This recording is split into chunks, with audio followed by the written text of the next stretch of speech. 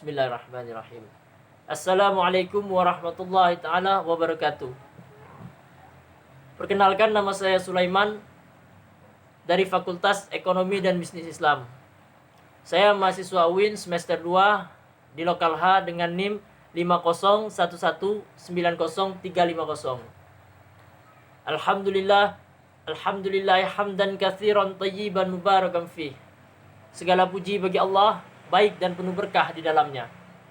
Ucapan syukur kita kepada Allah Subhanahu wa taala yang dimana sampai saat ini kita semua masih diberikan rezeki dan kesehatan oleh Allah Subhanahu wa taala, dan diberi ketabahan yang mana kita mengalami masa-masa yang sulit, yakni masa pandemi corona atau COVID-19.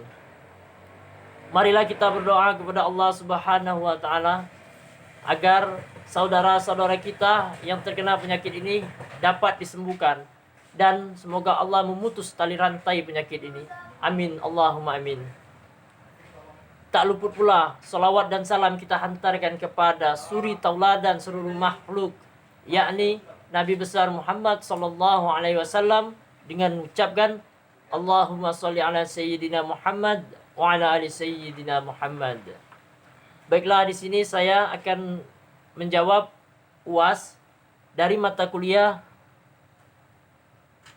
pengantar manajemen yang dibimbing oleh dosen saya yang terhormat, yakni Bapak Z. Haryanto SH MH. Pertanyaan yang pertama, dalam ilmu manajemen terdapat 4 tahap dasar planning perencanaan. Jelaskan. Ada 4 tahap dasar perencanaan, diantaranya adalah menetapkan tujuan atau serangkaian tujuan. Perencanaan dimulai dengan keputusan-keputusan tentang keinginan atau kebutuhan organisasi atau kelompok kerja. Tanpa rumusan tujuan yang jelas, organisasi akan menggunakan sumber dayanya secara tidak efektif. Tahap yang kedua yakni merumuskan keadaan. Pemahaman akan sisi perusahaan sekarang dari tujuan yang hendak dicapai atau sumber daya yang tersedia untuk pencapaian tujuan adalah sangat penting, karena tujuan dan rencana menyangkut waktu yang akan datang. Hanya setelah keadaan perusahaan saat ini dianalisa, rencana dapat dirumuskan untuk menggambarkan rencana kegiatan lebih lanjut. Tahap kedua ini memerlukan informasi, terutama keuangan dan data statistik yang dapat melalui komunikasi dalam organisasi. Baiklah, selanjutnya tahap ketiga, mengidentifikasikan segala kemudahan dan hambatan. Segala kekuatan dan kelemahan serta kemudahan dan hambatan perlu diidentifikasikan untuk mengukur kemampuan organisasi dalam mencapai tujuan. Oleh karena itu, perlu diketahui faktor-faktor lingkungan intern dan ekstern yang dapat membantu organisasi mencapai tujuannya atau yang menimbulkan masalah.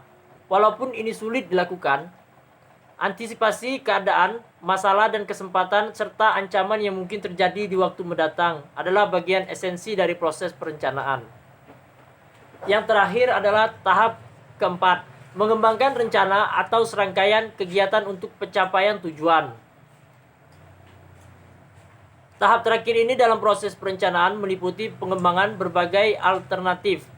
Dalam proses pencapaian tujuan, penilaian alternatif tersebut dan pemilihan alternatif terbaik di antara berbagai alternatif yang ada.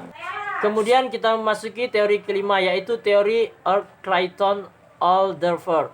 Teori yang dikemukakan oleh Alderfer ini dikenal dengan teori yang memiliki kepanjangan dari eksistensi, yang mana kebutuhan akan eksistensi. R, relatedness, yang tadi sebelumnya itu E. Relatedness, yang mana kebutuhan yang dikaitkan dengan pihak lainnya, serta G, growth, menyatakan sebagai kebutuhan untuk tumbuh. Makna dari ketiga istilah ini memiliki 2 poin yang sangat penting. Pertama, jika dilihat secara konseptual, maka akan terlihat persamaan di antara model atau teori yang dikembangkan oleh Alderfer dan Maslow. Sedangkan growth memiliki arti yang sama dengan self-actualization pada teori Maslow.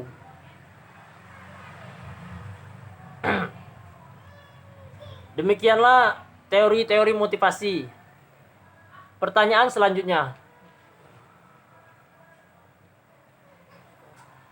Salah satu sektor yang terpuruk pada masa pandemi COVID-19 ini adalah ekonomi yang menyebabkan tidak sedikit perusahaan yang goyah, bahkan harus gulung tikar atau menutup usahanya. Andaikan saudara seorang pemimpin atau leader, manajer pada suatu perusahaan yang mengalami krisis, motivasi apa yang bisa saudara berikan dan sampaikan kepada seluruh karyawan atau pegawai yang secara struktur organisasi berada di bawah kendali saudara dalam rangka mempertahankan eksistensi keberadaan perusahaan? Jelaskan dan ilustrasikan motivasi yang dimaksud. Baiklah, jika saya seorang leader perusahaan, yang pasti saya akan memiliki strategi tersendiri dalam menghadapi situasi seperti ini. Yang saya pikirkan adalah supaya pegawai-pegawai kantor saya tidak di PHK atau dirumahkan, yaitu dengan mempekerjakan sebagian dan meliburkan sebagian. Alasannya untuk menghemat biaya operasional seperti bensin, makan, dan lain-lain.